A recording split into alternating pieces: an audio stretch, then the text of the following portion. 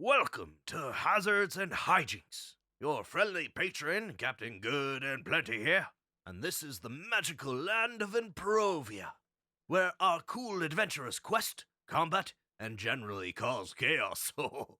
For you see, Hazards and Hijinks is a fantasy tabletop role-playing improv comedy show. Not only that, it's also interactive. That's right, you can join in on the fun. For a small donation, you can directly affect the show, the plot, and the players. Neat! Now you may be asking, what is TTRPG, or Tabletop Role-Playing Games? Sometimes known as Dungeons & Dragons, it's a theatrical storytelling and strategy board game. Our Dungeon Master creates the world, and the players play in it. They decide what they want to do with actions and checks. Then we roll some dice to see if they succeed or totally fail. Each player has a character based on fantasy heritages and careers, who they are and what they do. Each career has their own AC, defense, HP, health, and EP, energy, as well as unique actions like attacks and specials. Don't worry, it seems like a lot, but I'm sure you'll get the hang of it once you see it. Now, I said interactive. How can you participate? Glad you asked. For $3, you can send a player a potion, restoring HP or EP, or even spring a deadly trap on them. For $5, you can provide a player an epic weapon to help defeat their foes. Or you can bestow a terrible curse on a player. For $8, you can give enchanted armor to your favorite cool adventurer, adding to their AC. Or you can force a plot twist that makes things much worse for the quest. And finally, for $12, you can summon a big, bad, evil monster to decimate our heroes. A lot of fun, that one. Simply tell us whom and how you would like to reward your favorite adventurer. Or you could just say random, and we'll let the dice decide who gets your goodies. Check out our Patreon and social media for other goodies and to help us decide what to add to our next adventure. Now sit back on your butts, relax, and enjoy the show.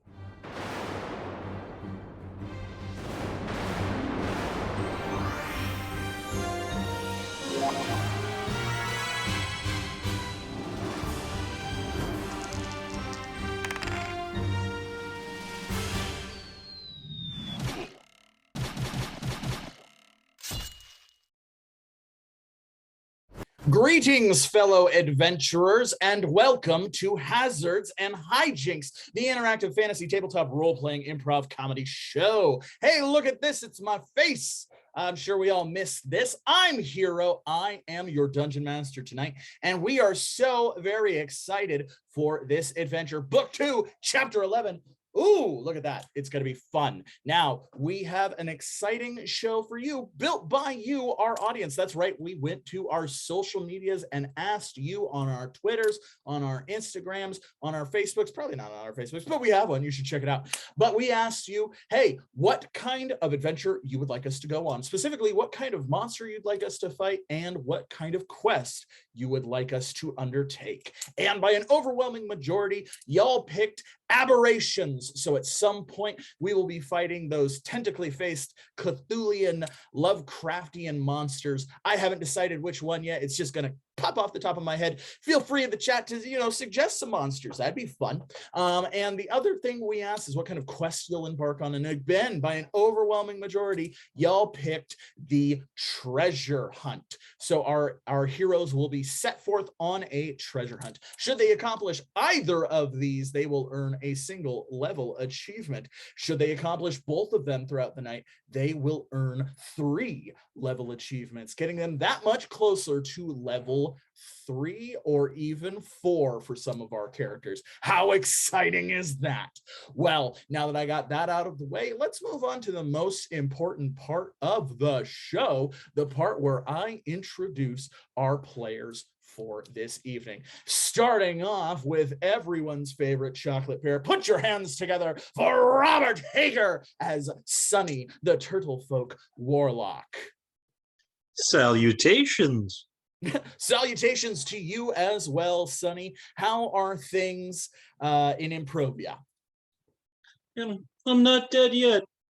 You know, every day we're not dead is a good day to be an adventurer. Thank you, thank you, thank you. And up next, we have everyone's favorite Holly. Put your hands together for Holly Scott as Jayne Goodfields, the human warlock. Actually, according to my book, and I read this, everyone's favorite holly is actually northern holly, which is famous during Kittenmas time as a way to adorn wreaths, and also smells really great in potpourri. Well, this is also true of Holly Scott. So I think both are true. Thank you, Jayne. Thank you for that fact. And thank you, book, for that cryptic factoid. Once again, reminding everybody that Jayne has an eldritch horror in the shape of a book that can do untold damage to the very reality.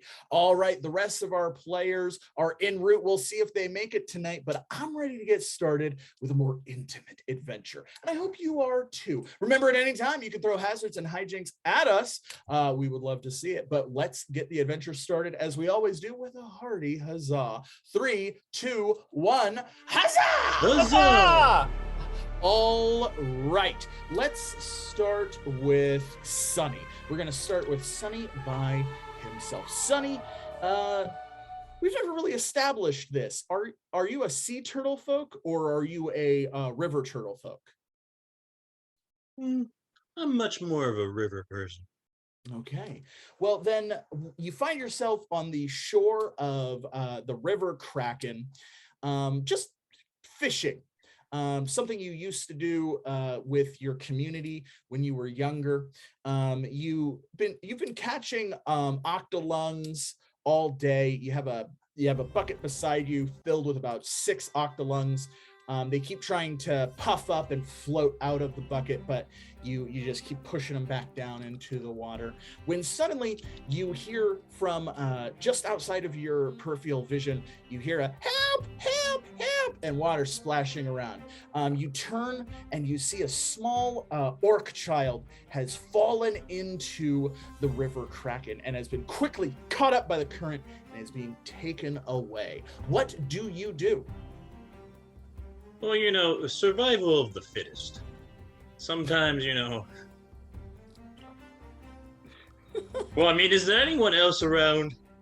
Yes, you notice that the small orc child's parents are screaming, and they're also at the shore, and they're running along the shore trying to keep up with the orc child as they're screaming, "Help! Help! Somebody help!" And is the child coming my way or away from me? The child is actually coming your way. Well, all right. Hey, I think I know a spell for this. I'm gonna cast a bubble spell. This is gonna pop him up in a bubble. All right, let's roll an occult check. So this is going to be a d20 plus a 1d6. For a bubble, I'm gonna say that's the river's moving pretty fast, so I'm gonna set your check at 13. So you need a 13 or better.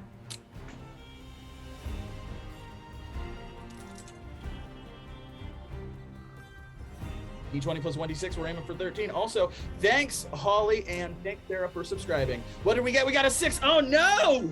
We got a 6. In that moment, you can burn some EP to make it a success, or you can take the failure. Well, how many EP am I going to burn? That's quite a bit, isn't it? Yeah, no, that's a pretty wide margin. I'm going to say that would be 4 EP. You'll have to burn 4 EP to make it a success. All right, I'll burn it. I'll save the child. You burn the EP and you can feel the occult magic coursing through you as a bubble of black like ichor that seems to be coming out of the octolungs from your bucket. They shoot out and they form like a black oily bubble that picks up the child and drops it right beside you. The kid coughs out some water and goes, "Wow, mister, you're the coolest." Oh, I've never been called that before. Well, you're Sonny from the Cool Adventurers, right? Yeah. Oh, Yeah, you know me. wow, yeah. I mean, oh, well, Beast Folk have always been my favorite Cool Adventurers. So is you and Artemis and Tusk, and I think y'all are just the best. And because you're the only one kind of in active duty anymore, you're my new favorite. And at that moment, the orc kid's parents run up and they go, "Oh my gosh, thank you for saving our boy. Neither of us can swim. Here, please take this." And the orc kid's parents, they quickly rifle through their bag and they present you with a treasure map. This has been in our family for several generations. My grandfather was an adventurer and was gifted this map by the King of Improvia himself. However, he never got a chance to go on the quest, and my family settled into being fishermen, and so none of us have ever had the gumption to follow this treasure map and go on this quest. But we can see that you are both brave and bold and capable. So please take this for rescuing our son. And they hand you the treasure map. Thank you. Bold is a perfect way to describe me. We will tell everybody. It'll be reported in the newspaper that you are the boldest of all the cool adventurers. Thank you. It's really weird being a positive influence. Yeah, no, we're not gonna lie. When we saw it was you on the shore, we were like, okay, it's a 50-50 whether he's gonna save our kid or turn him into something unnatural. And we are just tickled pink that he doesn't have any eyes growing out of his shoulders or tentacles where he shouldn't have tentacles. You know, that's what college is for. All right, little kid, let's get out of here. And they rub their kid's head, and he waves at you, and he goes, "You're my favorite, Sonny." What do you do now? Well, it is weird being a positive influence. I should go burn something down. And Sonny begins to head to town, conjuring a flame betwixt his hands, ready to start a fire to balance the scales. Meanwhile,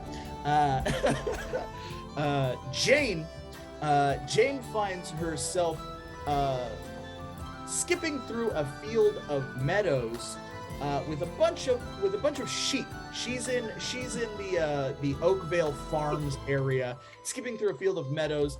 It's a sheep farm that she found herself in, and she's just having the time of her life, dancing around with all of these sheep. They seem to be really positively responding to her as well. They're playing back with her. There's a sheepdog as well that seems to be having a lot of fun. Taking a break from the herding aspect. Even the shepherd far in the distance just gives you a good wave, probably because he's terrified of you, but that's beside the point. So you're having a lot of fun, but suddenly there's like a rumble underneath the earth as a large land shark emerges from the earth and roars, grabbing one of the bigger sheep and then pulling it back under the ground.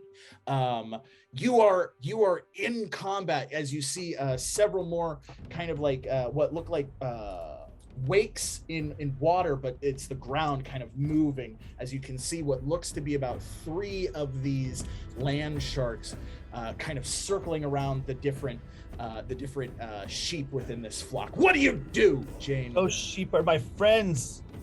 How dare you eat my friends? Okay. I am going to summon the Banshee's Cry as my hex immediately. I love it. All right. Yeah.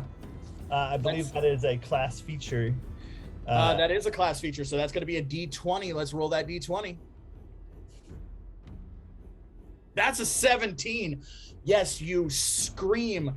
Now, as they were underground, your attack doesn't directly hit them, but you scream so loud that the earth itself is pushed away as you scream with like a cosmic horror's voice, the sound of 1,000 planets being destroyed in a single supernova, rips through the earth and forces these 3 land sharks to tumble out of the earth and land on their back. They're disoriented and confused. The one that grabbed the sheep, it even drops the sheep, and the sheep quickly runs away. As it does, the 3 land sharks turn to you, and you can tell they're a little afraid. But the lead land shark, the one that grabbed the sheep before, it's much larger than the other 2, and it has stripes along its body, almost like tiger stripes, and it kind of growls with its big black eyes and charges towards you. That would make it their turn. So let's roll a d6. Ooh, that's a 2. That is not gonna hit you at all. So you quickly duck underneath it as the lead one jumps and takes a big bite, missing you, tumbling down. The other 2 run up and they try to tackle you as well, but they bump into each other and they fall down. That would make it your turn. What do you want to do? I'm gonna summon Eldritch Horror for defense actions. Okay, yeah. Opening up your book.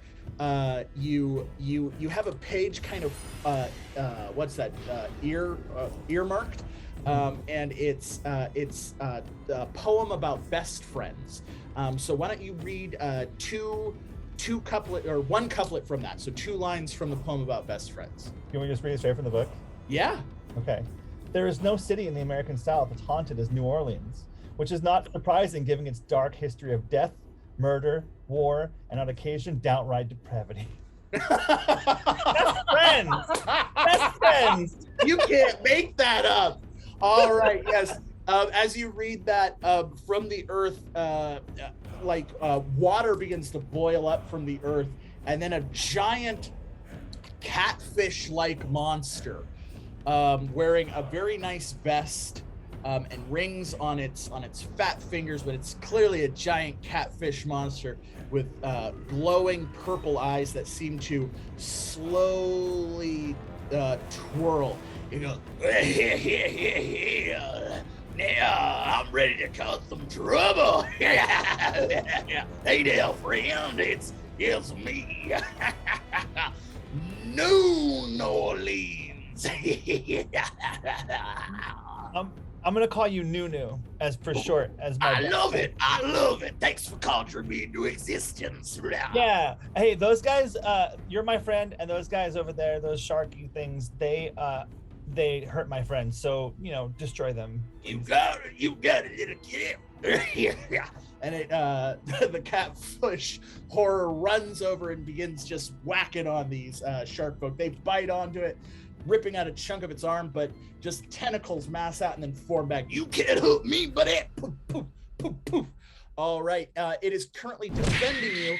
So the shark folk can't, or the land sharks can't attack you while it's distracted. So that would make it your turn again. What would you like to do? Cool. I am going to. I'm using all of my bag of tricks here.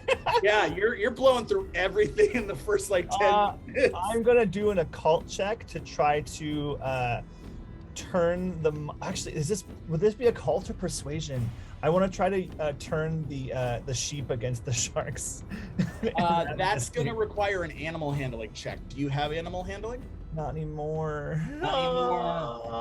Then it's gonna be a wisdom check. It's just gonna be a generic wisdom check for you. Okay, I'll do it. Let's try it. All right, and we'll set this wisdom check at 12.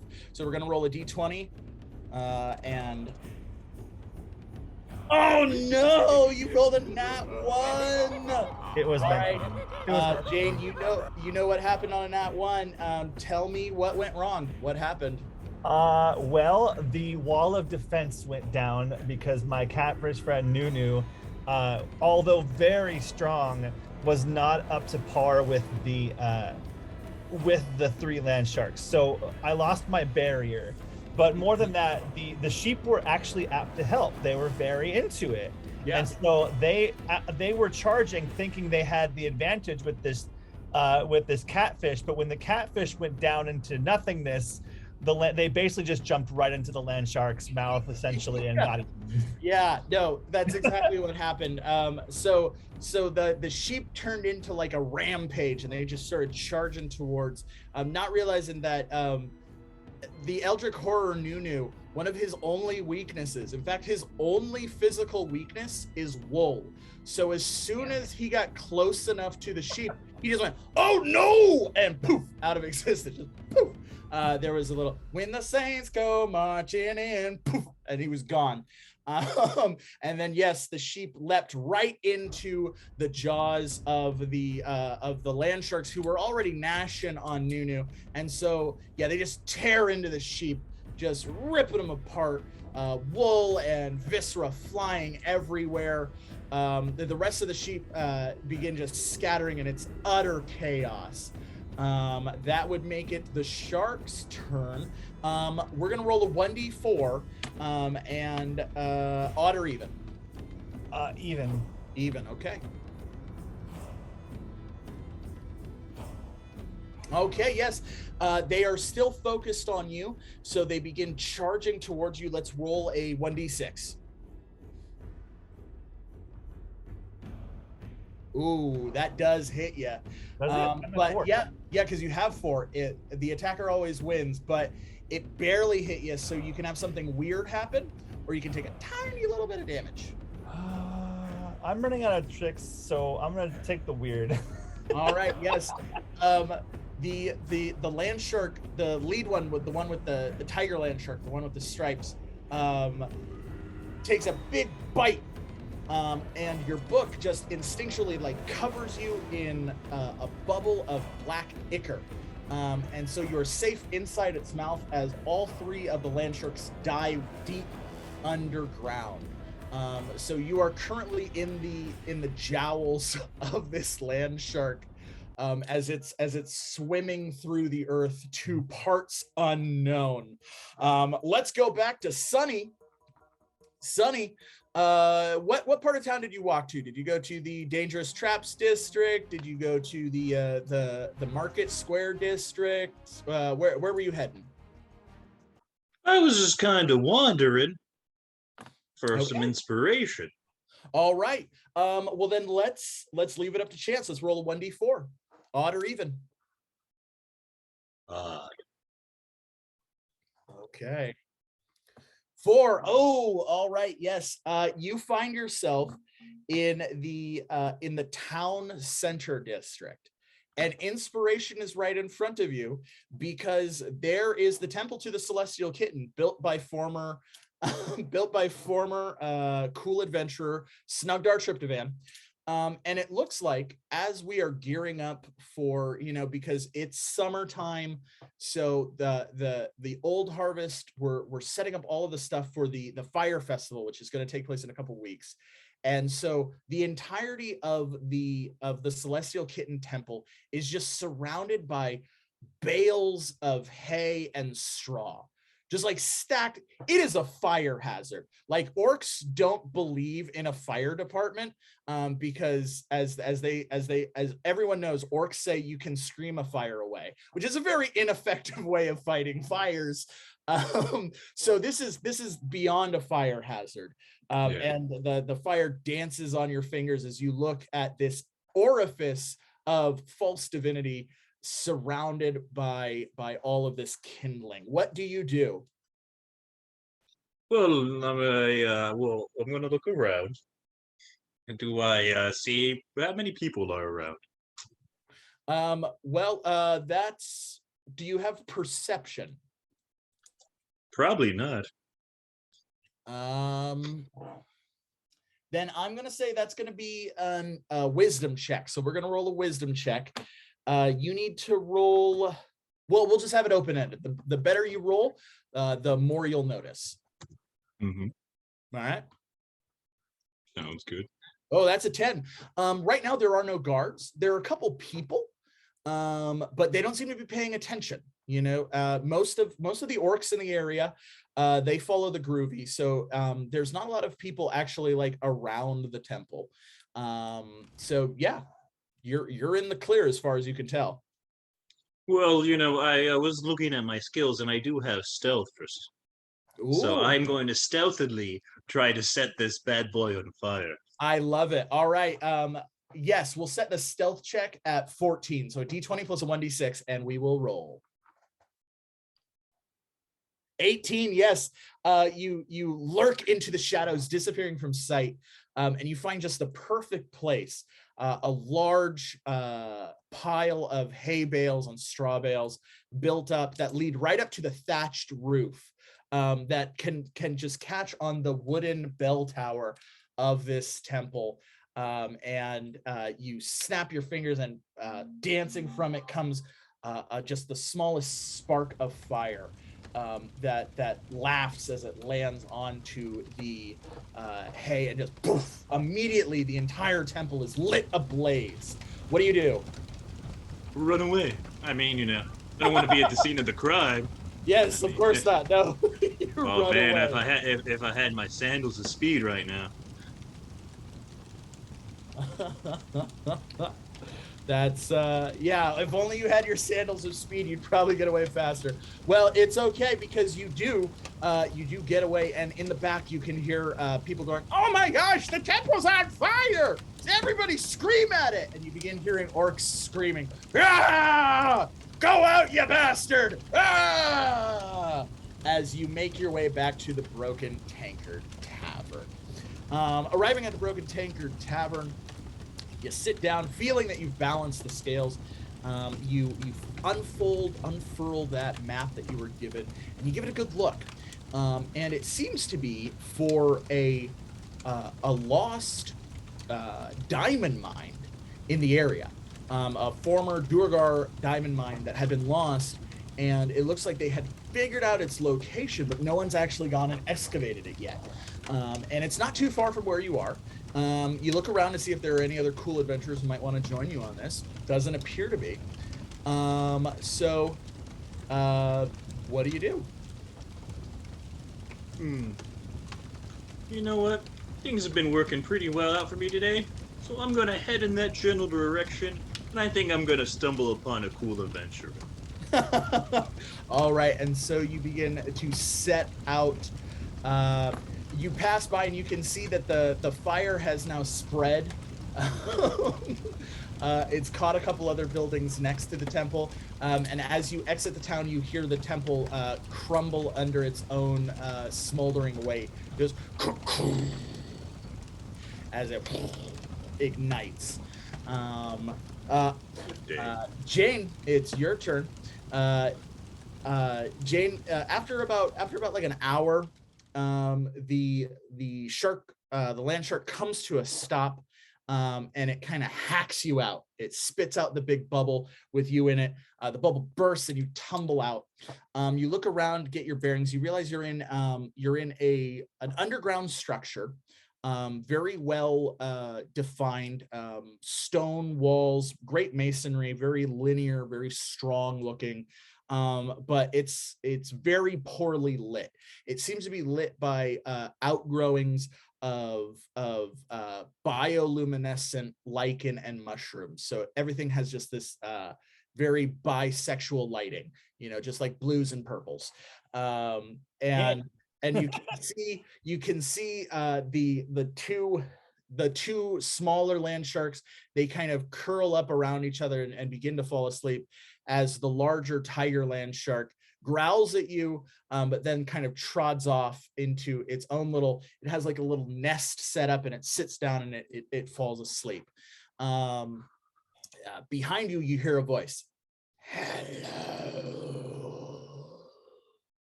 Hello. I'm Jayne. What's your name? Child of madness. Free me. I don't know what my parents' names are, but I'm pretty sure they're not Madness, neither of them. So like, I don't think you're my dad or mom or parent. So, but hey, do you want to be my friend? And I want to use you're my friend now. All right, you want it? Okay. Remind me what it does again. This is my cool ability, or basically, everyone's my friend, and if you're not my Yes, friend, I then love they're it. dead. So I they have love a it. choice, basically. They either become my friend or die. Yes. All right. Let's roll a d20, and the better you do, the better you do. I'm gonna burn up enough EP to make this successful. No, you can't burn an EP because there's no way to fail. The only way you fail is okay. if you crit fail, and even then you don't fail. It's just something bad also happens. So yes, the voice kind of shifts,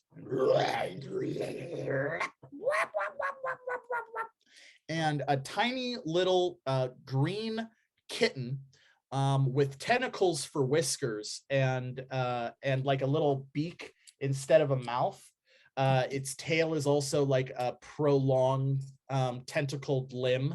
So it's got like it's like a squid's arm. So it's got the longer and then the extended mollusk pod. It pops out, and its eyes glow with a sickening orange glow. And you can see it has like two sets of little wings coming out of its back. And it goes, ha, ha. Hi, my name's Cthulhu. What's your name? Wow, you're both adorable and disgusting at the same time. I certainly am. I'm So are Jayne. you. Hey! My name's Jayne, and it's nice to meet you. Oh, it's so nice meeting you, Jayne. I could tell that the stars were finally right. First, the temple that trapped me has collapsed, weakening the boundaries that separate me from this material plane. And now you, an agent of chaos, are here to be my friend. Oh, that's just great, great, great. Yeah, I was really mad at your pets, but then again, I did worse to my friends than the pets did, so I think I'm to blame for that, really. So Hey! I don't harbor any ill will towards your land sharks anymore. Accountability is a construct of lesser moralities. We don't deal with that stuff because we are children of the stars. Yeah, that's a thing. Cool. Well, hey, how about you open that big cool book of yours there and help this old Cthulhu out of this deep dark cave. Okay. And she opens the book. All right. What are your skills? What skills do you have? I have okay. I've got alchemy, deception, nature, occult, persuasion, and stealth. Okay.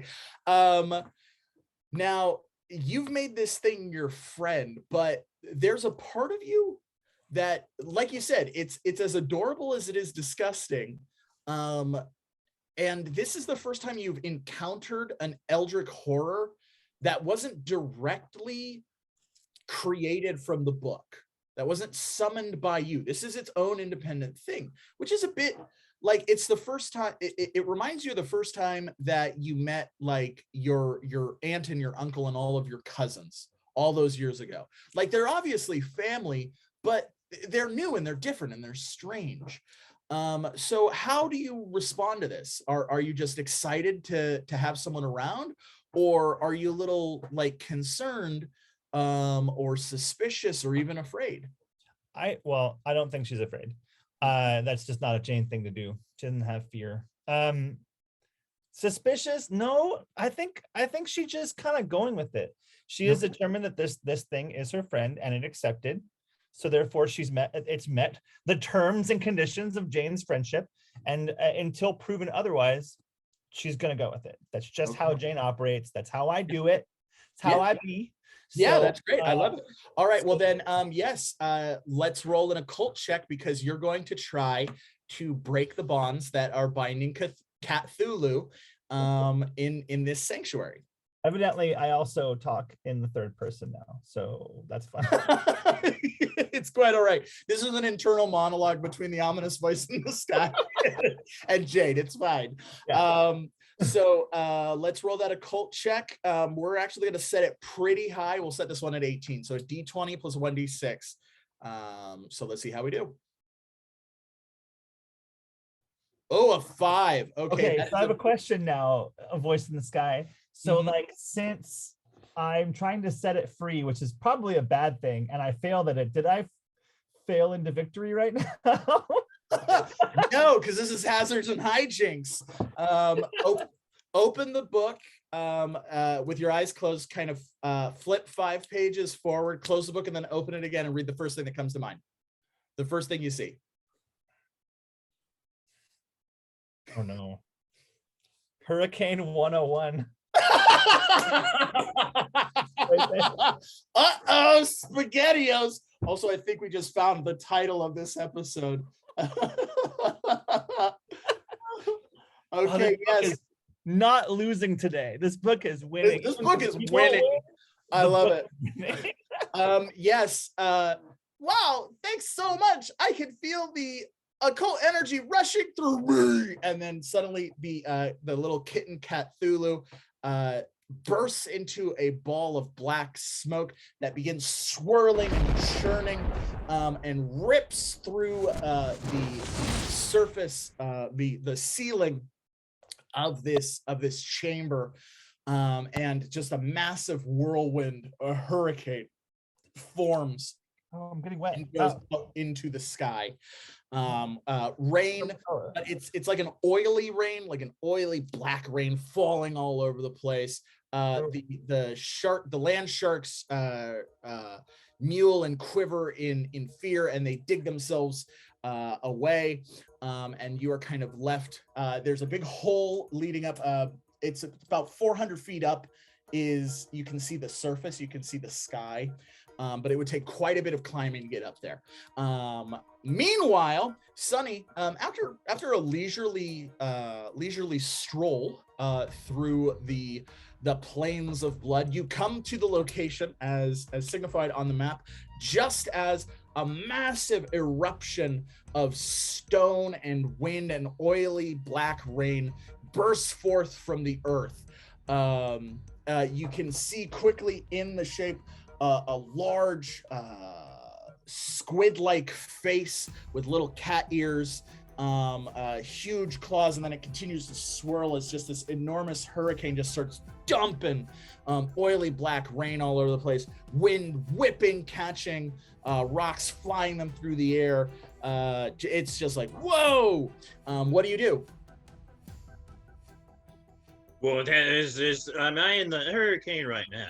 I mean, you are in the eye of the hurricane, so you're just getting rained on right now, but you can see around you the hurricane is just creating a ton of chaos as it's just spreading wider and wider at a pretty slow pace.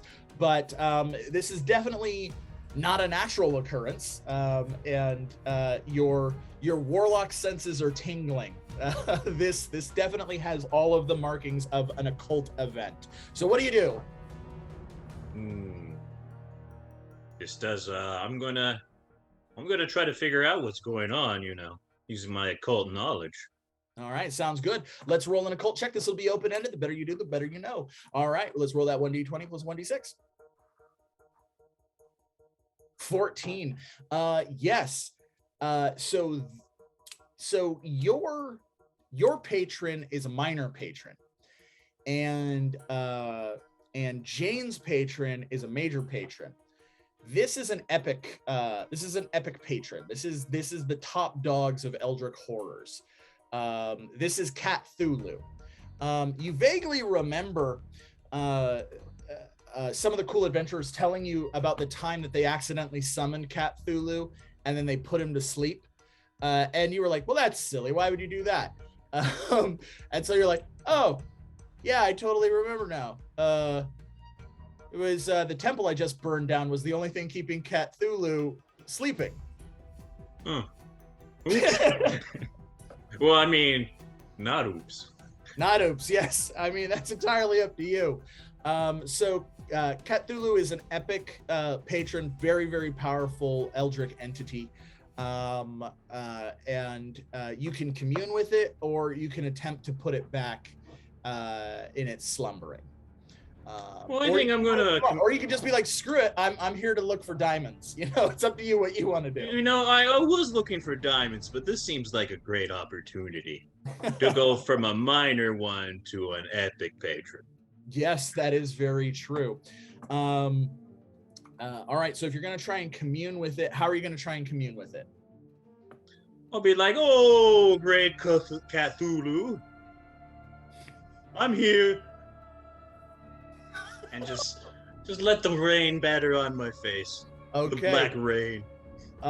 Yes, from within the storm swirling around you, you hear, you, agent of chaos, servant of madness, I see you. What do you ask of Cthulhu? Well, actually, I'm more like, what can I do for you? I mean, I think this could be the beginning of a beautiful friendship. Yes. Use your magic to consolidate my form, as I am currently trapped in this elemental state. I wish to inflict destruction and madness upon this mortal plane. In exchange, you will be the first to witness the annihilation of all that is held dear. All right, I'm gonna cast Control Weather, and bring All this right. hurricane down. All right, control weather. Now, because the hurricane is growing at a very slow rate, you are able to get your kind of bearings on it. So I'm going to set this occult check at 16. So let's roll a 1d20 plus a 1d6.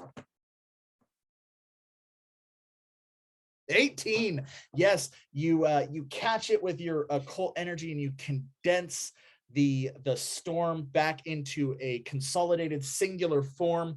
What form does Cthulhu take now that you have transformed it from the hurricane into something else? I'd imagine a cat. Very well, yes. A small cat drops down in front of you. It has rubbery orange skin, 2 sets of flapping bat wings. Its tail is a long tentacle, and it has tentacles for whiskers and a little beak for a mouth. Wow, you did it! You're so awesome! Wow. Oh, that's the second time someone said you're my that. new acolyte. You're the prophet of annihilation, buddy boy. Hey, here, I let like me give that you title. what do you want? You want some kind of cool magic power, or do you want? I mean, it's really futile. I am going to destroy all of reality, but in the time being, what can I give you for your loyalty? Well, I'm just kind of along for the ride. I love it. All right. Well, I mean, I want like a good seat to the annihilation of reality. all right. Let's go. I'm gonna start with that silly little orc town that imprisoned me. And then In Provia? Scamper. Yeah, it begins to scamper towards Oakvale. Hmm. All I'm right. certain this won't come back and bite me at all. I'm sure it won't. There's no downside to this. All right, back to Jayne. Jayne, you're at the bottom of this Duragar structure. You realize it's a mine. You can see mining equipment all over the place. And like I said, there's a giant hole where Cthulhu erupted from its prison. And you could potentially climb out of it, or you can explore the cavern, or you can do whatever you want. I'm just throwing potential options at you. What do you feel like doing right now? I hope that my friend is okay. That must have really hurt its head, the cat head, to go through a giant wall like that. But this place looks pretty, so I'm gonna walk around. All right. Yes, it is actually very beautiful. As I said, it has bisexual lighting, which is now kind of more ethereal and moody because of the light coming in through the hole, and you can see the light is catching ribbons of diamond that seem to be embedded within the walls. And if you look, you can actually see there seems to be like a pulsing when the light from the sky hits the diamonds seem to pulse, and they have just like the faintest sound of singing. What are they singing, Jayne?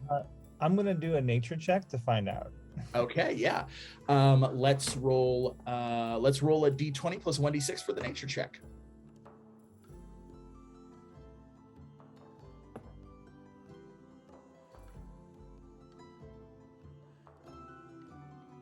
Oh, that's an 11.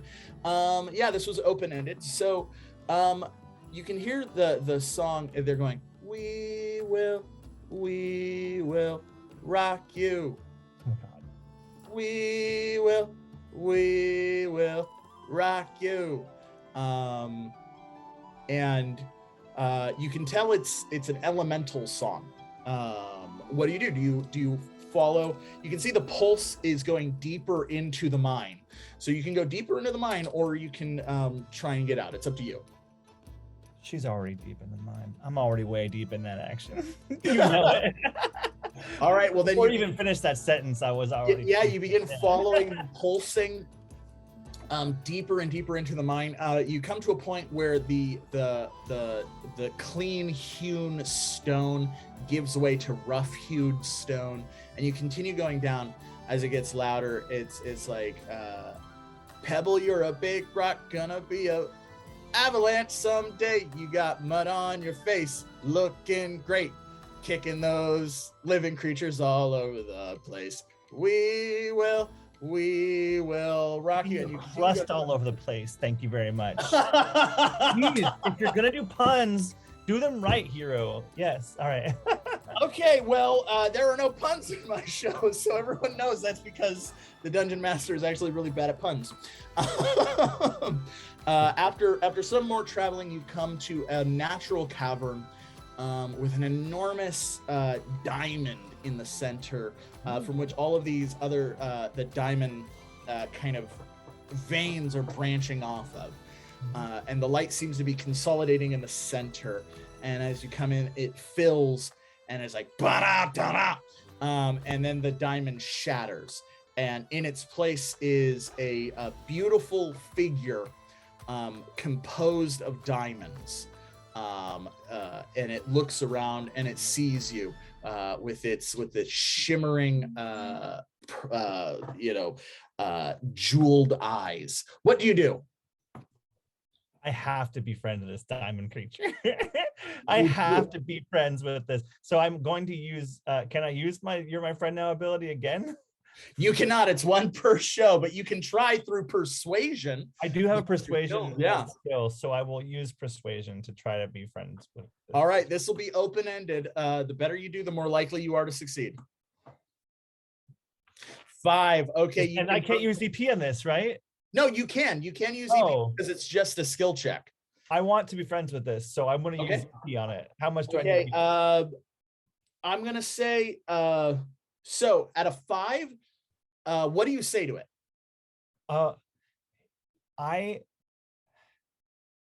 So there's the problem. Like normally she's very verbose, but I'm so like gobsmacked with like beauty that like it doesn't come out right, and my normal effervescence is boggled. So what I wanted to say was, I think you're the most beautiful thing in the whole entire world, and I really want to be friends with you. What comes out is, beautiful friend, have yes? Yes. Now, if you take just the 5, that's going to be an insult, and it's going to immediately become hostile. If you spend 4 EP, you can bump it up to a 10, and that'll make it a success. If you spend 6 EP, that will make it a massive success, and it will become friendly with you. So what would you like to do? I've already changed my title to say 6 EP, so that means I've used 6 EP on this. All right, yes, doing 6 EP, you say that, and it reverberates through the echo of this natural cavern, and it kind of overlays on top of itself, and it almost becomes just like nonsense as the echo reverberates over and over and over again in this chamber.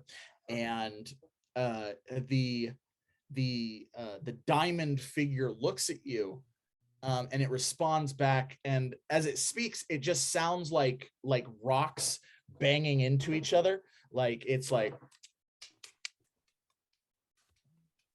but in your mind, you can hear, oh, it's nice to meet you too. I I am so glad that you freed me, small flesh creature. I am Freddy.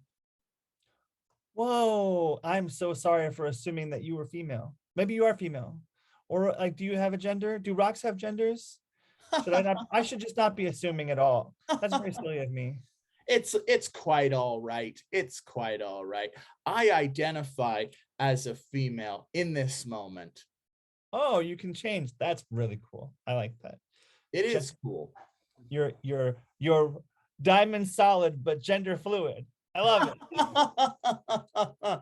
What can I do for you, small flesh creature? Well, so I'm stuck in a hole in your cavern, and I didn't like dig my way in here, and the only way out is like 400 or ish feet up. So like it'd be really cool if you and I went and hung out on the surface level, like as friends up there in the sunlight. Do you want to go? That would be really cool. Yes, I think I can accommodate that request. And Freddy begins walking towards you. However, we just had a curse bestowed upon us, courtesy of the audience.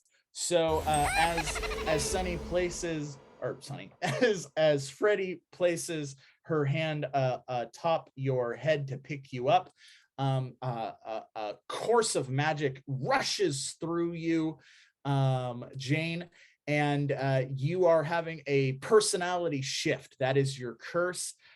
You are cursed with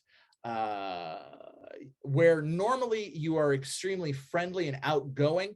Something about all of the cracking of the earth and just the tectonic movement is imparted in you, and you become very divisive and aggressive. Not to people you already know, but new people, you're going to be very frictionous and very confrontational with as you absorb some of that earth elemental in you from this curse. Ow! My brain hurts. Oh, feeling. I'm sorry. Perhaps I can help. I know exactly what we'll do. Please help. It's hurt. Yes. Freddy places you down and goes, how would you like to go on an adventure? If it makes my brain feel better. Yes, because we have another donation, and this one is going to force a plot twist. So where before we were on a adventure, we were on the adventure of a treasure hunt. We are now on the capture quest. What I need from you is I need you to imprison the monster Cthulhu back here once again. Somehow it's gotten out, and you have to help me put it back. I'm sure that will right your brain. But Cthulhu is my friend too. This is supposed to happen. Well, I'm sorry. Cthulhu is not a good friend to have. Okay, you're prettier than Cthulhu is, so I'm gonna follow you. But this is a struggle. I don't like struggles. I like friends. And we like friends too. Freddy picks you up and then shoots forth and lands onto the surface. The light illuminates Freddy. It's glowing, and she sets you down.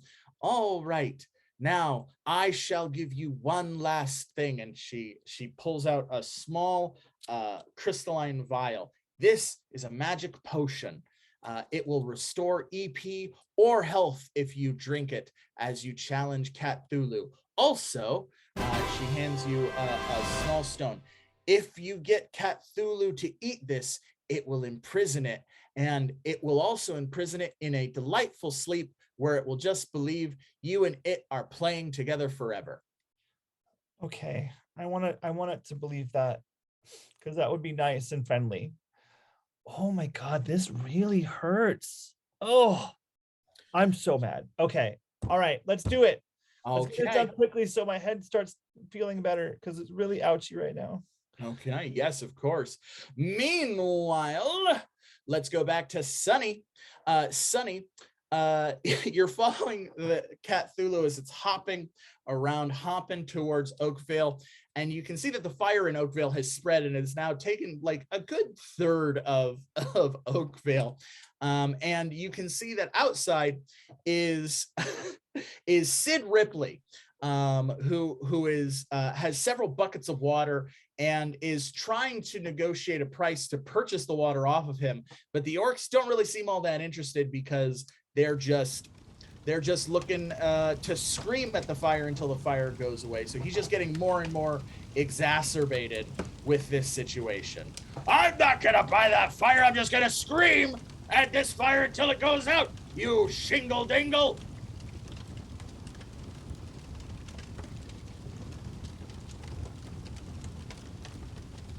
Oh, for once, Sid is at a loss of words.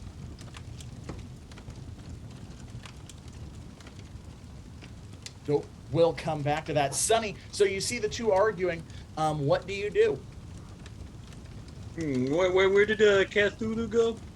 CATthulu shrinks down even smaller, and then begins hopping into town. Well, I'm certain that CATthulu, they're their own thing. Yeah. They got it covered. They're not a child. All right. Well, then what would you like to do? Well, I was gonna go over to Sid Ripley, but it seems at the moment he seemed pretty occupied. Yeah, he's a little occupied at the moment. Well, I guess I'll keep going after the cat. All right. You begin to follow the cat, and CATthulu goes to the temple, which you had lit aflame, and it begins hopping around it. This will be the center point, the event horizon of the black hole that's going to devour all of reality. Huh. Yeah, I mean, how are you gonna get that going? Well, first, oh no, never mind. And then it jumps into the smoldering wreckage of the temple itself as Sid comes up. Oh. Still definitely cursed with silence. Sid. Yeah, I think you're cursed with silence, Mike. Yeah, no, I mean that the curse that affected Jayne is clearly also affecting you. So Sid runs off, frustrated as the cat pops out. Oh no, we can't let others see what we're trying to do here, Sonny. Oh, you're gonna have to distract your friend and make sure they don't stop me before I complete my ritual. Well, I mean, you're pretty powerful, right?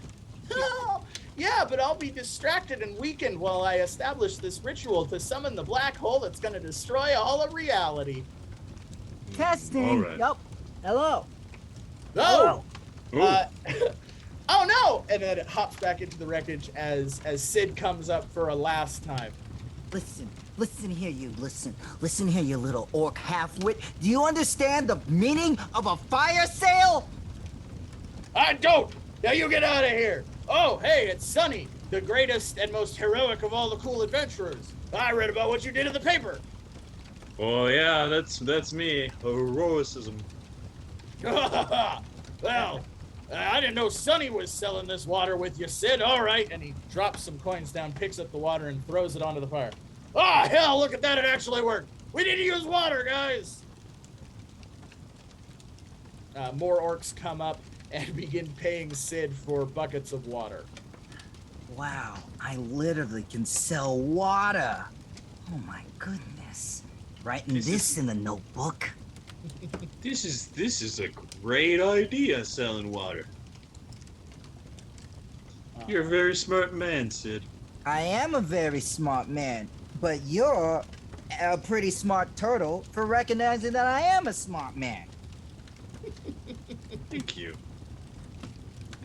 Now, Sid, after selling all of the buckets of water that you had readily available to you, Sunny's been kind of like pushing you away from the now just smoldering and smoke-filled wreckage of the temple, and has encouraged you to be like, well, what's the next step of this operation you're running? So what is the next step of the operation? Now that you got all these coins, what are you going to do with them? Well, Sonny, what's the most valuable looking thing in this area? And who's looking for it? And who hired me right now? I'm sorry, I've been too busy scamming, selling my wares to know the lay of the land. That's true. You know, I have actually a great idea. I have this treasure map. It's to a diamond mine. I saved an orc kid earlier. So, I think you should go. And don't worry about anything that's happening here in town. Because I think you deserve a reward. Whoa, me? No, we should go. And when I mean you in front, and me, let's see, the map says about is 5 miles away. Me 5 miles behind you. I can do math. You have to be 6. All right, 6 miles. Oh, got me again, Sonny. Yeah, actually, you should probably go even more miles that way. Just in the complete opposite direction. Wait, but if I go in the opposite, there could be danger here. Oh, wait, danger here? Oh God. Yeah. Oh dear. That's not a good idea. There was a fire earlier. Who knows you're who right. set that? You're right. And according to this map, it says that they recently updated there's at least 5 guard towers here. You know what? Diamond mine? Good idea. I'm so smart. Smarter than the average turtle. Thank you. I think we should start going together. I'll start leading you the way, and then I'll slowly pull back. Whoa, wait a minute. That's because my I think you MO. should take the lead. Then when I take the lead, I'll slowly. You know what we're gonna do? We're gonna do reverse leapfrogging, right? Okay. Actually, no, reverse leap turtling. So whenever one of us is in the lead, they jump in the back. See, I'm a coward and you got a shell. So our backsides, we cover them. So you go first. Feels like we're gonna go around this all day in circles. Yeah. And so the two of them began to slowly walk out of town in circles, trying to convince the other one to go in front, becoming slowly dizzy as they made their way further and further from Oakvale. Meanwhile, Jayne, you're quickly running back to Oakvale because the stone seems to be glowing stronger. The closer you get to Oakvale, that seems to be indicating that is where Cthulhu is. When you come across a group of Hijinks, little frog-like people who set up a small lemonade stand. Well, hi there, person. Would you like to purchase some lemonade? No, I don't want lemonade. I want this headache to go away. I'm sorry. I don't mean to yell at you, but you're in my way and I want the headache to stop. Well, if you want your headache to stop, have you considered some holistic lemonade? Have you considered shutting your mouth? Well, you don't need to take that tone, little lady. We're just trying to run a little business here. Look, a lot of people are my friends and I'm very happy to have them. But if I don't get rid of this headache soon, everyone in my way is going to become not my friend. And you don't want to be not my friend. Period. End of story. Well, I'm trying to be friendly by offering you some lemonade, and I think you're being a brat. So why don't you have a nice glass of lemonade and take a nap? I take a lemonade drink. I take one sip of it, like a little taster, and then I throw it in the river. Hey, that's not where that's supposed to go. Yeah, dude, now you're littering. Oh, well, all right. This is a citizen's arrest. You other Hijinks, you're seeing it. Yep, we are, Ribbit. Yeah, we're gonna arrest you. And the Hijink pulls out a net from behind the lemonade stand and throws it towards Jayne. Let's roll a d6.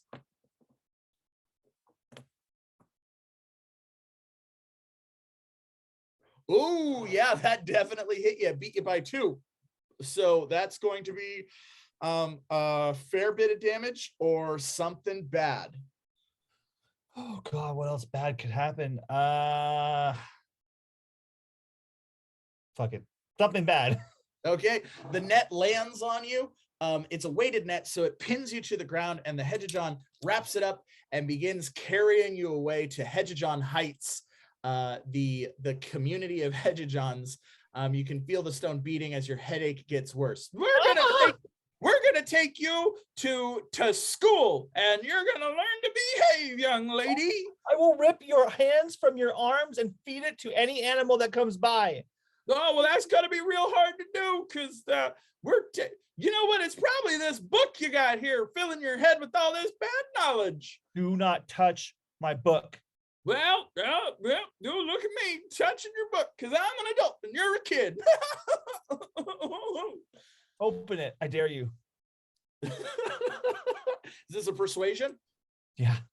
Okay, let's roll the persuasion. We'll set this at 18. So a d20 plus 1d6.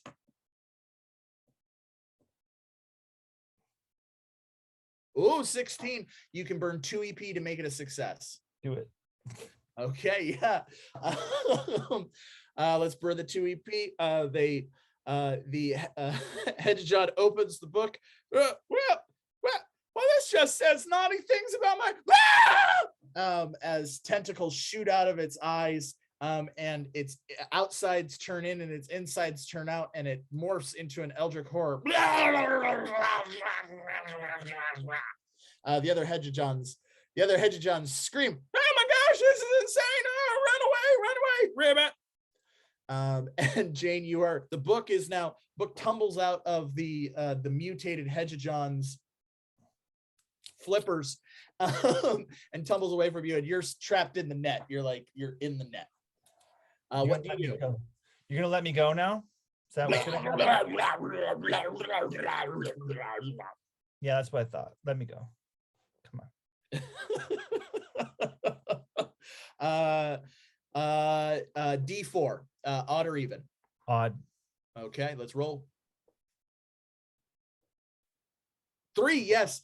The tentacle deformed mass of this gibbering mouther like sludges over and pulls the net off of you. We learned a lesson today, didn't we? Fuck with me. And then I walk away. As you walk away, you can see several Hegejons are coming back with a large stone frog. It's a stone golem in the shape of a frog that's leaping. Leap. Time for this. I do a stealth check to try to hide from it. Okay, let's roll a stealth check. We'll set this one at 12.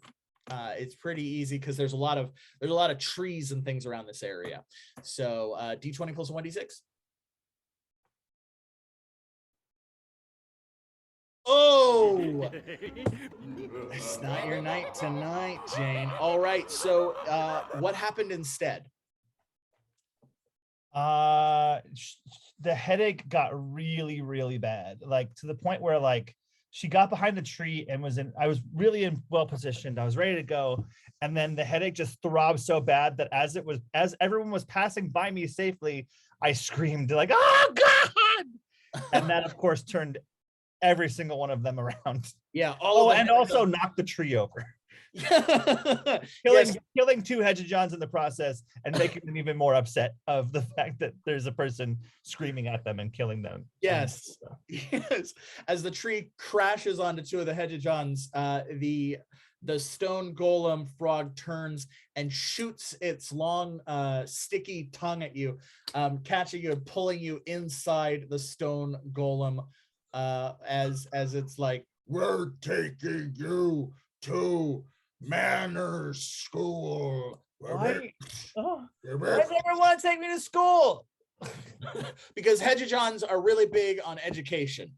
I guess that is their platform. They believe in education, and they believe that is the key to correcting youthful delinquency and bad behavior. Oh my god, this is so cheesy. Okay. Meanwhile, Sunny and Sid are walking through the plains of blood, making their way slowly as they circle around one another towards the diamond mine. When you see a giant stone golem frog leaping as a bunch of Hejijans seem to be scolding someone inside its mouth. Now you behave, otherwise you're gonna be on such a timeout. Sonny, I do you by any chance have a better affinity of communicating with these people, since you're both lack of a better term of the scaly variety? I prefer Shelly, but but I'll go do that as long as you watch my back. Oh, I'm totally gonna watch your back. Yep, watching your back right here. That's a back. Yes, watching the back. All right, Sonny, you make your way over to the groups of hegemons, the Hejijans. They turn. Oh, hey, you're Sonny. You're the cool adventurer hero. Yeah, everyone's just recognizing me today. It's All it's over a the great papers. day. One of them pulls out a paper and there's a big picture of you, and it says, "Is Sonny the greatest cool adventurer alive? Creepy cool Yes. adventurer saves drowning kid, becomes town favorite." Oh, news travels fast. It certainly does. Ever since Machetio took over as editor, well, that news has been top notch. Well, hey there, fellow reptilian beast folk. What can we do for you today? I was just here for the diamond mine. Just get some diamonds. Oh, well, hey, because you're such a cool adventurer, perhaps you could help us out with our little delinquent problem. This girl has had bad manners, has been very rude, has rejected our kindness, and killed two of our comrades and turned the other into a gibbering mouther. It points over, and sure enough, trailing behind them is a giant mass of flesh and eyeballs and teeth that slides past Sid. And we were going to take it to manners school, but she seems to be from your town, not ours. So if we give her to you for supervision, perhaps you can make sure she's properly punished. However y'all do that in Oakville proper. Yeah, of course. I'm a very strict rules abider. Yeah, that's what it says in this article. If they turn to another page, it lists all of Sonny's attributes: very dateable, kind, rule abider, likes fire. So that's why we thought you'd be the best person for this job. Who double-sized prints an article like this? You'll have to take that up with the paper mache boy that runs the paper. Very efficient on space. Can't say what it does to the reading experience, but the cost savings, mwah. It's all about the content anyway. The Hejijan taps onto the stone frog, and it opens its mouth, and its tongue unfurls, dropping a very grouchy-looking Jayne. Hey, I know you. Not in the mood right now. Can we go finish this so I can get rid of this stupid headache and get away from these stupid froggy frogs? Hey, that's a super derogatory term. We're Hejijans, and technically we're toads, not frogs. Well, ribbit, shut the freak up. My gosh! Can I note that I take an additional 10 steps backwards? Yes, you can. Well, I'm saying that's your back, Sonny. Yep. Well, you can see what kind of foul mouth this one's got on her. Well, Well, we shake our fists at you. Goodbye, Sonny, the coolest cool adventurer. Bye. Goodbye, Sid Ripley, no one's favorite cool adventurer. Wait, when were the people talking about me? Oh, that's on page 3. Page 3 has a list of everyone's least favorite cool adventurers. New vote shows Sid Ripley as voted least favorite cool adventurer. Trying to sell water during a fire? What is that? Minute. Get you even. Don't worry, Sid. I didn't vote for you. You I know, did. Sonny, the whole point of a least favorite one is by proxy, it's the person with the least amount of votes. So by not voting for me, you're making the problem worse. Oh my God, stop talking. Oh, you're hurting my head so bad right now. I see what I did there. Oh. Sonny, you can see in Jayne's hand as she's gripping her head from this migraine, you can see a small diamond that seems to be pulsating energy. And with an occult check, you could identify this if you wanted to, or you could completely ignore it. Well, I mean, it's a shiny object, so I'm not going to ignore it. So let's do this occult check. All right. This occult check to identify it is going to be a 14. So you need to roll a 14. I like to assist and go, that's a diamond. All right, let's roll the assist first. I need to roll a d20. So we'll ignore that roll. Let's roll a d20. 10 or lower, it's a hindrance. 11 or higher, it's helpful. Oh, it's a 14. That's helpful. So we're going to add 2d6 to that occult check. So let's roll a d20 plus 2d6. Like I said, we need to roll a 14 or better to identify. 16. We barely made it. All right. Yes, this is a imprisonment stone. If it is put next to a free-formed materialized eldritch horror, it will be sucked into the stone, where it will be pacified, put into a state of eternal slumber, unless the chamber itself, which it's imprisoned in, is broken in any capacity.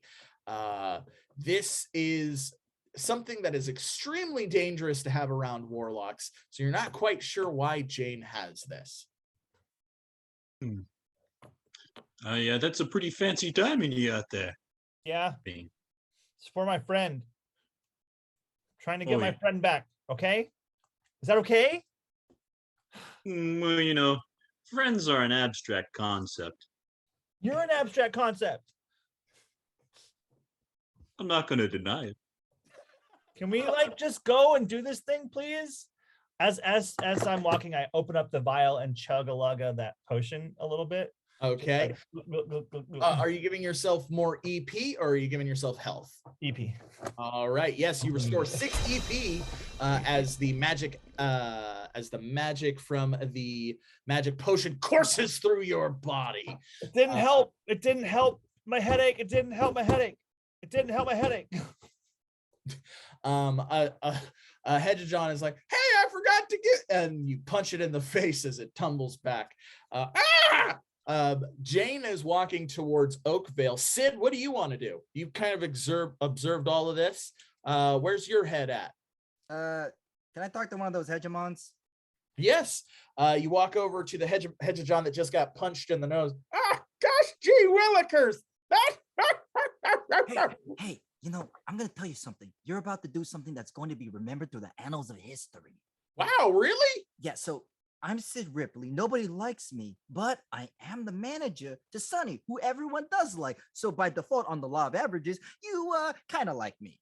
Yeah, I guess I'm indifferent to you. Ambivalent even. Yeah, you know, I'll settle for that. Well, you see, we're trying to get off the latest line of stuffed Sonny merchandise. You see? Oh my gosh. You got a stuffed Sonny? I heard about those. Yeah. But this is a rare version, a very temperamental version. This is going to be the first ever diamond stuffed Sonny. Wow. Because what better way to celebrate the value of a cool adventurer than to stuff it with something not as valuable? That makes sense to me, but then again, I'm just a simple frog person. So I'm just saying, if we were to mine some things for these exclusive diamond stuff sunnies, could you help convince the people to look the other way? Well, yeah, sure, of course. We're actually very prodigious miners. The Durgar trained us how to mine. We just haven't had anything to mine for a couple of years, which is why we've been selling lemonade like a bunch of shingle dingles. You know what? Scratch what I said. How about instead of looking out of the way, you dig for us? I like that idea. You got it, Mr. Ripley. I'm gonna go talk to the village elders, and we're gonna. Do you have a mine in particular that we're gonna be mining diamonds for you for? Sonny, where we marching to? Oh, it's this map here. And the map says. You think show the map to the Hijinks. Oh, yeah, I know where that. Well, I had no idea a diamond mine was there. Well, yep. Can I have that, Mr. Sonny? All right, I can trust you. I was voted most trustworthy in Hijinks Heights. And he begins hopping towards Hijinks Heights. Guys, we got a job. No more selling lemonade. You could thank me later. By the way, Sonny, whenever you say I could trust someone, my shiver runs through my spine. The two of you turn back and Jayne is gone. Thinking about it, the last thing you remember is she was marching towards Oakvale, arms crossed, huffing and puffing with that grouchy look on her face. What did the two of you do? I'm going to go after her because I remember what Cthulhu needs. He needs a completely free environment. All right. So Sonny begins kind of running as fast as a Turtlefolk can back towards Oakvale, which is actually very slow. With a leisurely walk, Sid catches back up to him if you want to, or you can go to the Hijinks town to help organize the mining effort, or you can do whatever you want to do. It's entirely up to you, Sid. Against my better judgment, I'm gonna go ahead and follow Jayne. All right, and the two of you begin following Jayne. Sid, as you leisurely walk next to Sonny, you can see Sonny is pumping his arms and just huffing and puffing. He seems to be running, but at a very slow pace. And breathe out. Sonny, I was wondering, like, there's like no way to make you move faster? Well, yeah, I mean, I had some sweet sandals that made me move pretty fast. And I mean, there's other magical items too, but at the moment, I think this is pretty much my speed. Meanwhile, Jayne arrives at the oak iron gates of Oakvale. They are propped open as sunset has not fallen on the city. So Jayne walks in, seeing the smoldering ashes of Oakvale and the temple of the Celestial Kitten. The gemstone, the diamond is glowing very, very brightly as you walk closer to the ruins of the temple. When you arrive at the temple, you see Cthulhu is kind of scampering around the ruins of the temple itself and going 9 and then it stops and begins licking itself. Oh, hey there, friend. How are you?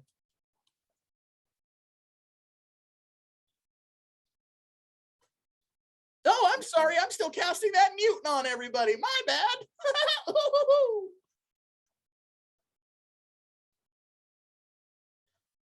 Oh, apparently I don't know how to unmute. Come on, let's figure this out.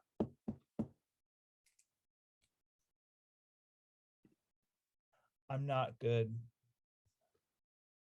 Well, like we said before, morality is relative. I forgot how to talk with sound because my head hurts so bad right now. So I've got a food product for you, and I'd very much like you to eat it as my friend. Well, we are friends. So what is it? Is it like a kitty treat? Yeah, it's a kitty treat. It's a little glowing rock-based kitty treat. I think you really should eat it. Oh, well, I got no reason not to trust you. Cthulhu scampers. I was just about to open this black hole that was going to devour all of reality. That must make you so hungry. It certainly does. And Cthulhu jumps into your arms and begins licking the diamond.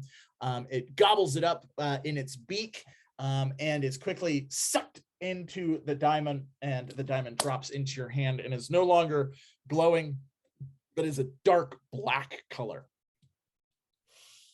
You can feel the headache immediately lift from you. Oh, thank God. Oh. Ow. Yeah. Ah. Yeah, that hurt. Oh. Jayne, you were so mean to those Hijinks. Oh no. Oh, I feel so bad. I punched one in the face. A paper boy comes running up. Breaking news! Extra, extra! Read all about it. Jayne Goodfield voted angriest cool adventurer. Oh, I'm not though. I'm really not. That was just, I had a bad day. We all have bad days, right? Well, I've only had great days. My name's Timothy, and my name's Timothy Goodluck, and I've only had great days. Hi, Timothy. I'm Jayne. You knew that.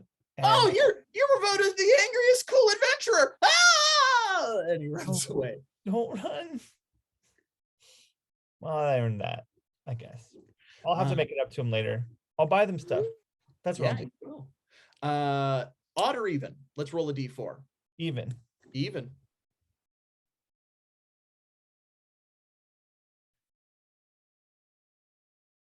Oh, it is not your rolls tonight, Jayne. As you kind of turn back, now that you have the diamond, you need to take it back to Freddy, back at the mine. You hear like a loud tearing sound, and a couple of feet above the ruins of the Celestial Kitten's temple, reality itself rips asunder, like shh. And you can see it opens to an inky black space with tiny stars and starlets in the distance. As it comes into focus more, you can see this is a direct portal to the deepest realm of the astral plane. It looks like the night sky as black tendrils of space matter begin clawing out of it. Everything begins being pulled into this tear. An orc passing by is like, "Rah!" And he gets tossed in, and as soon as the tendril touches him, he turns into ash and just dissipates. As this begins to grow, and the stone kind of glows and begins to burn with an intense energy. What do you do? I don't want this to happen. I need this to stop. I'm done with today. So I'm going to open up the book and do an occult check to attempt to stop the hole from ripping. Basically use the book to close the hole. Okay. That's going to be a relatively powerful occult check. So I'm going to set this one at 16, but you do have the D20 plus the 1d6. Mm-hmm. Use EP. 14. All right, yeah, it'll take you 2 EP to turn it into a success. Do it. All right. Yes, using Cthulhu as a focus itself, you focus occult energy into the diamond. Open up your book, and as you do flip through it, imagine what Cthulhu looks like, and count how many tentacles it has. And when you get to the number that it has, open your eyes and read the first word.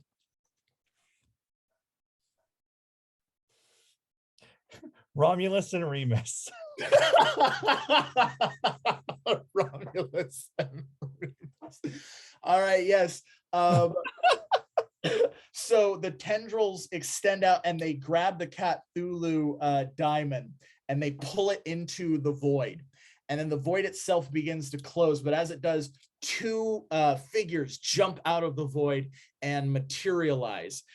These are two eldritch hounds. So they have like they have the general shape of dogs, but where their eyes would be, it's just like more mouths. And on the haunches of their backs are tentacles, and they breathe out just like poison, and they start barking at you. They're like, "Rah, rah, rah, rah, rah, rah," as Sunny and Sid come up. Sunny, you see the tear of the event horizon closing, and you can hear somewhere in your voice Cthulhu going, "No!" And it goes completely silent. Sid, you look and you just see two dogs made out of space matter that are barking at Jayne. Jayne, however, seems to be back to her jovial self. She seems to be smiling and moving towards these two eldritch horrors and saying puppies to herself. Sunny, what do you do first? Well, I'm really disappointed here. But you know what? I think these dogs might be able to help me find Cthulhu again. So I'm gonna try to get one of these dogs to be my friend. All right, yeah. What's your social skill? Probably not good. Which of the social skills do you have? Deception. Okay. That's not really applicable in this situation, so we're just gonna have to roll a charisma check. So it's gonna be a D20. Now these things are inherently hostile, so it's we're gonna set the check to make them friendly. We'll set that at 16. Can I help? Since Of course. I've got persuasion as my social. Well, yeah, you would just roll an assist. So you're just rolling assist. all right. So let's add the assist. Let's roll the D20 for the assist first. That's a 13, so that is helpful. So we're going to add an additional D6 to that check. So to get it to friendly, it needs to be 16. So we're going to roll a D20 plus 1D6 and hope for 16. 14, you just barely miss it. You can burn some EP, or you can take the failure. You know, I'm gonna burn some EP. Okay, yeah, it's going to cost you 4 EP to turn it into a success. Let's do that. All right, you burn the EP as you kind of walk up towards these eldritch hounds. They growl at you. What do you do to convince them to be your friend? Who's a good doggy? I think I have some scraps of meat. Oh, I got right some. here. I throw the scraps over to the. Oh, you had some already, but there's more scraps. Well, you seem very. That was my helping. Yeah, both of you throw scraps at the eldritch hounds as they kind of land on its bodies made out of like black nothingness, and they just evaporate. And then they go and they sit at attention. Sid, it's now your turn. What would you like to do? Okay, so we're not in immediate danger, are we? It does not look like you're in immediate danger. It looks like these eldritch horrors have been pacified to some capacity. But you can hear a rumbling, and you turn around as you see a large being made out of diamonds running towards you.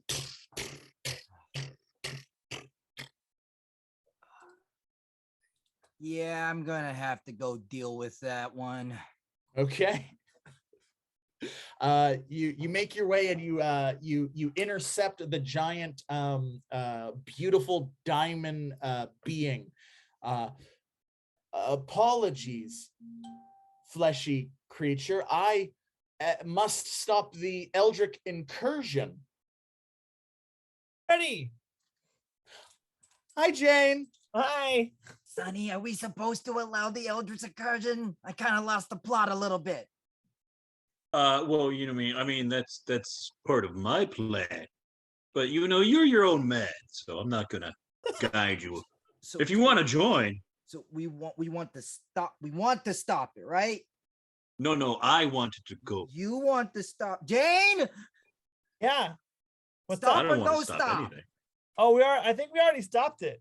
I'm 95% certain that like that closed the thing in the sky. Well, sorry, Diamond person. I'm so sorry. It's already stopped. So you could go turn around now. Go and have a Diamond TV dinner. No. Sid, this is my friend. This is my friend, Freddie. This is Oh. Sid and this is Sunny. They're my friends too. We're a big friend Oh. party. And then these All right. puppies are now our friends. Sid, what are you doing? Is this a skill? Or are you using one of your abilities? What are you doing? I was just trying. I think I was mistaken. I'm just gonna go ahead and let him walk and go to Jayne because I don't want to make this worse. Nope. You got it, Jayne. You got it. Thanks, All Sid. right. Sid, you usher to let Freddie walk towards the center of town. Freddie lets out a gasp. Eldritch Hounds, and charges the two Eldritch Hounds. As they charge Freddie, the two collide into each other, and in a massive explosion, they all three disappear. Why am I losing so many friends today? This is my fault. This is all my fault. Actually, it literally was because I was trying to stop them. So if you didn't say, I'm gonna shut up now. You're right. And don't worry, Jayne. Friendship is just a lie. Thanks. That's weirdly very good of you to say. I love that, Sunny. Thank you. And the three of them embrace in a hug of not friendship, as friendship is a lie, but at the very least mutual understanding. Just then, the little orc boy that Sunny had rescued earlier, holding a Sunny plushie, runs up. Did you all see that? Sunny just saved us from an Eldritch incursion. Sunny's the greatest cool adventurer ever. 3 cheers for Sunny. Hip hip huzzah! The town. I go over to the orc. I go over to the orc and go, you know what? You're right. He is. And I kissed him on the forehead, and then I just walk away. Will this orc boy develop a crush on Jayne? Will Sid ever suffer negative consequences of convincing the orcs that water can solve all of their problems? And what will Sunny do now that he is the unofficial hero of Oakvale? And what happened to Cthulhu now that it's free somewhere in the astral sea? These are mysteries and more to be discovered next time on Hazards and Hijinks. Wow, wow, what a great adventure we had. We had twists, we had plot changes, we had curses, we had technical issues. And we learned the most important lesson of all, that friendship is a lie. But that's only true in Improvia, because here in the real world, we love friendship. We love our cast. We are all friends. We love you for watching. Thank you so very much. We couldn't do this show without you. As we always say, this is for you, by you, because we love you. If you enjoyed it, please like, subscribe, follow. We now have subscriptions. We're getting some emotes. We'll have those before next week's show, so you can get those if you join our subscription. We'll have some custom Hazards and Hijinks emotes. Also, we have a Twitter. Please follow us there. That's where you can tell us what's going to be in the next adventure next Monday, what we'll be going up against, what kind of quests we're going to have. We also have a Patreon. If you like Patreons, go ahead and check out our Patreon. It'd be really cool if you supported us. Other big news, we will be having a show for to raise a fundraising show for abortion access at the end of the month. So be sure to follow us on our social medias to learn more about that. We have some guests from other streams joining us. It's going to be a lot of fun, and it's going to be for a great cause, and we're really, really proud to put that on. So be sure to follow us here. Be sure to follow us on all of our social medias. But I'm not going to end with a desperate plea for more exposure in the real world. I'm going to end the show as I always do with a hearty huzzah. Please join in with us. 3, 2, 1, huzzah!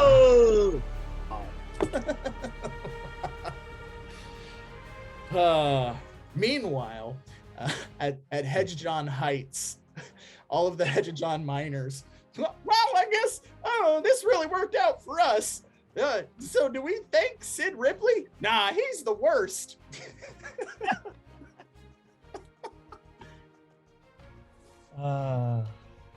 Good stuff. Good stuff. Fantastic. I love the canon of the the class favorites of the cool adventurers. Right? I'm gonna have to try and remember that so I can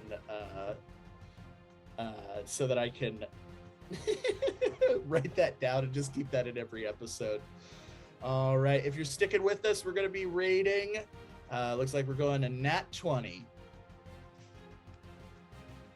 Yeah, I'm not doing it. I'm gonna do Yeah, that. I have work in the morning.